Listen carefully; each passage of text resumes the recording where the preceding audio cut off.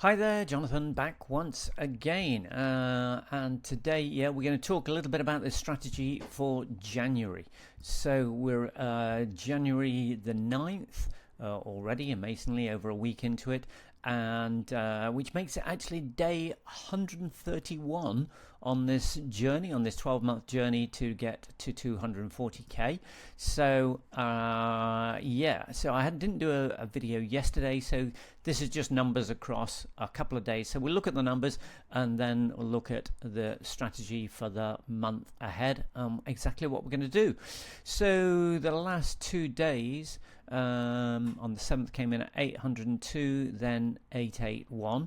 So we'll look at those together. So in that same period, from the 7th to the 8th, we spent £878. Crazy amount of money, really, when I still think about it. Try not to think of it too much. Just try and focus on what's coming out the other end. So that's $1,180 spent, and what it was about.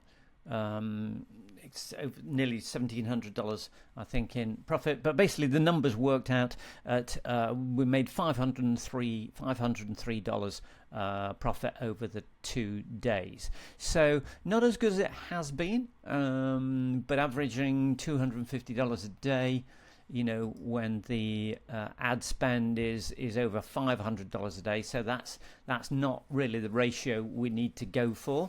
It's profit, fine, that's good, but really we want to be in a situation now where our ad spend is at £440 a day, so that's over $500 a day, more like $550. So we're looking to really try and make that back. So we need to get close to like $500 in profit. So we need to be doing closer to $1,000 a day in terms of sales, which is feels like quite a sort of scary target. But anyway, that's where we're at, and that's what we need to go for.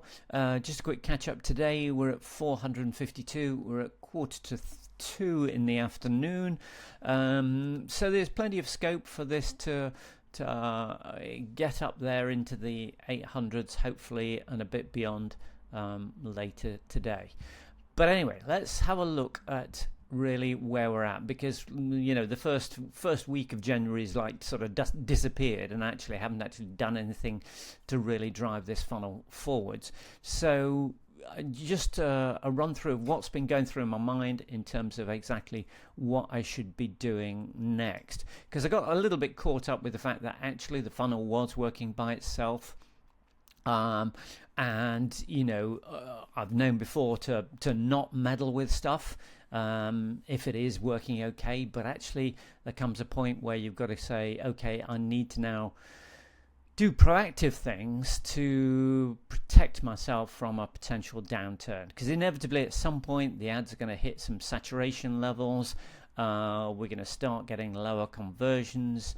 We know there's always going to be this fluctuation in numbers, because it depends on who the ad's getting in front of, which is all down to the Facebook's algorithm in the targeting side of things. So that's something we can't deal with, but what we can do is work our best at optimizing everything else to give ourselves the best possible chance of success.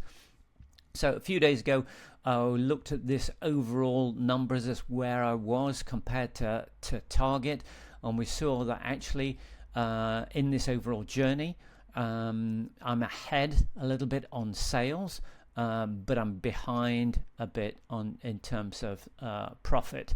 So that's really set out the agenda, because after 4 months in, 8 months still to go. So we've still got everything to play for, as it were, to try and not only get to that target, but obviously try and beat it at the end of the day. So what I did is I had a quick look at the numbers. Let me just move myself out of the way here. Looking at some of the other metrics across the funnel, just to try and get a sense of is anything standing out as a real area that I should potentially look at. So I looked at across the the initial conversion rate of the initial offer, the average order value, what the front end sales was, what the bump uptake was, what that delivered in terms of sales, what happened on the upsell, downsell, conversion rates and numbers, what happened in the cart abandon, and what in the cart abandon sales recovery. So just trying to get a sense of is anything massively changing, and try and give myself a steer as to where I need to look at next to try and find some improvements. And actually, broadly speaking, nothing particularly stood out. There was a big sort of potential shift. There was obviously a big shift in terms of the offer sales, but that's because we had a real increase in ad spend as well. So that had a bearing on it. But December did see an upturn because November wasn't a great month. So despite some of the challenges in December of all the Black Friday stuff and things which messed things up for a week, overall we still ended up in a reasonably good position. So the only thing that really noticed, the cart abandonment was actually decreased, but actually the sales recovery for cart abandon was actually considerably less than November. But that's something you really is a little bit out of your control. Another month that could bounce back the other way. But overall, numbers are comparable. So so we've taken a look at that. So what is it that we need to do? So as you know, I've got these two funnels going. I've got the classic risk, which is the one that's been going the longest, where all the main revenue was. Then we've got the second funnel that I introduced, started in October, then really pushed through November and in the first part of December, before I realized that actually we weren't getting the conversions, so we couldn't escape this the learning phase. And then because we couldn't escape that, we ended up in a learning limited, and the whole thing started to effectively shut down. The algorithm started working against us. So I basically paused that funnel with a view that I would literally start that again in January being a good time. However, other things that have come across is the fact that I mentioned before, we've got a new product that we're working on, which actually is more of an app-based thing. So it's in the SaaS market, so software as a service.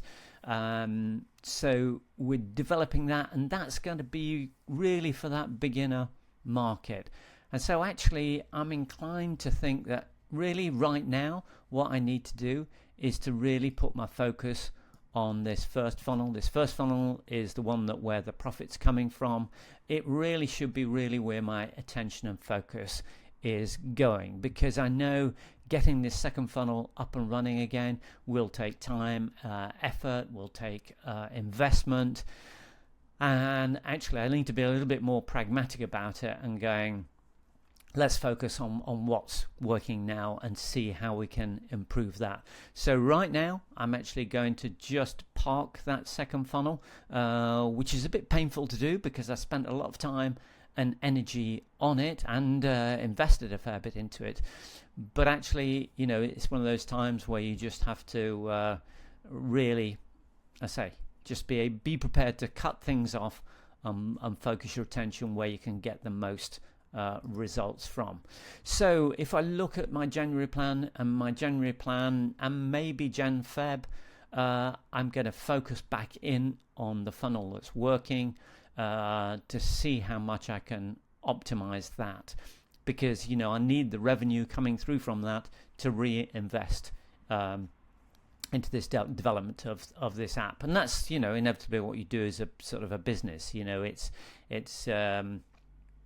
It's also always about being able to reinvest to try and move things on to the next level. So when it comes back to what am I going to do, where I'm going to spend time and effort, investment, as I've said many times before, it really comes down to these three metrics that I'm looking at, which is the cost of customer acquisition, average order value, and lifetime value. Well, I say lifetime, I tend to take it over a 60-day view, because that's where you're most likely to recoup your investment, where your audience are still engaged in the product and service that you offer.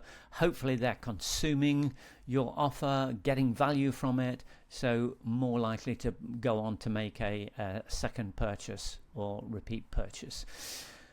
So across these, we know with that CPA, our focus is on either on the ad side, or it's actually on the conversion rate of the offer page.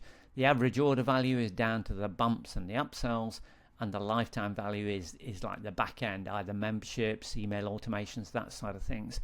So these are my numbers from December for my RIFs funnel. So I've got, this is my cost of customer acquisition, this is the average order value, and this is the average lifetime value.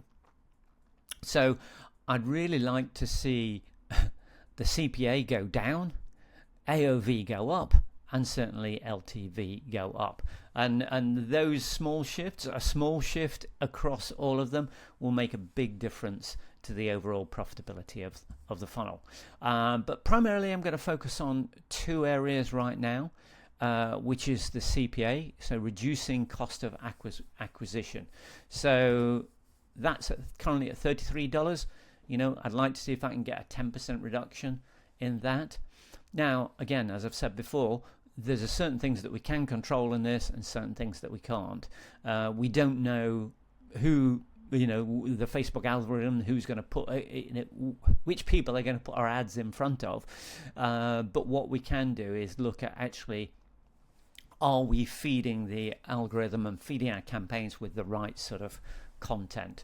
So we're looking to do two things. We're looking to decrease the cost of conversion, and really generally that means getting more people onto in front of your offer page at a lower cost, and obviously increase the conversion rate. And that's really about what's happening on the actual offer page. How can we increase that percentage rate of number of buyers?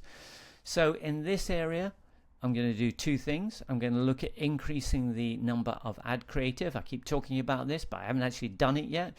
So this is going to be a focus over the next couple of days. Really try and get this done by the end of the weekend. Get some more creatives loaded into that campaign. That means I can hopefully make sure that I'm not going to get any ad fatigue and stuff like that. So it's a preventative side of things, as well as looking to make sure we can try and drive a lower cost of audience to the offer page. And then also a split test on a landing page. You know, I ran the last split test for a good, well, maybe about a month. That finished. I now need a new split test. I haven't figured out what that is yet, but I'm going to do that in January. So the second bit I'm looking at is the LTV. So the average order value, the AOV, I'm just not going to focus on that right now, because I have tested multiple things in the past on that, in terms of different bonuses, slightly repackaging the offer, changing the upsells, changing the pricing. I've tried multiple things, and actually what we've got right now seems to be, you know, pretty good. So I don't think I'm going to make massive changes here.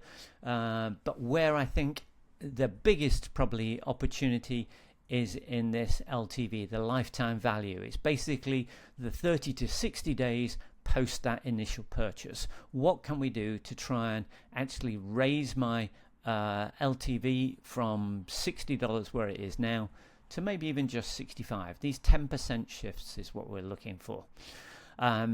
So first thing I look to do is I need to increase the upsells via email. So this is really all down to the email side of things. I could try a retargeting campaign. So I could actually consider taking a list of all my contacts from who'd bought the first offer and then try retargeting them. That is a thought. Or I could just do a zero cost option, which is literally look at the upsells via email. So in January I need to review the 30-day post-purchase sequence, because I've got automations in place already, but I don't think they're working very well. And obviously I know they're not working particularly well, because the difference between, you know, our initial order value on what's coming over the 60 days is not a big jump. I would really hope that I could get this more close to around $80 ideally. So I think there's plenty of scope for that. So I want to look at actually reviewing that whole current 30-day sequence in terms of what's doing, and make sure that then I look at trying and introducing 2 very specific offers that I can get within that 30 to 40 day post-purchase window. Now, my first part of my email automation, at least the first 2 weeks, is trying to make sure people consume what they've just purchased, because obviously if they're consuming that, then they may be more open to new offers. So I won't be changing probably the first 2 weeks, but it'll probably be the second 2 weeks or the second 4 weeks. So in that weeks 2 to week 6 post-purchase, what can we do to try and increase that lifetime value number? So basically that's where I'm going. This is the plan for January then.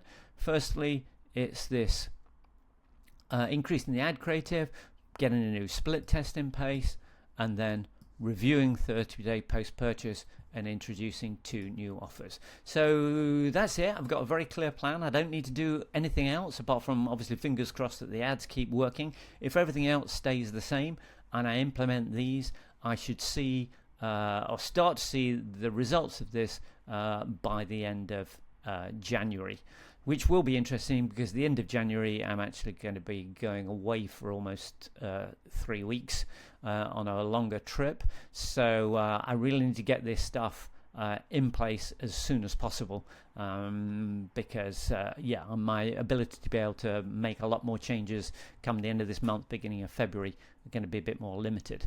So right now, at least we've got a plan. So it's now going to be all about creating and implementing. So I'll keep you updated, and we'll no doubt catch up again tomorrow. Okay, bye for now.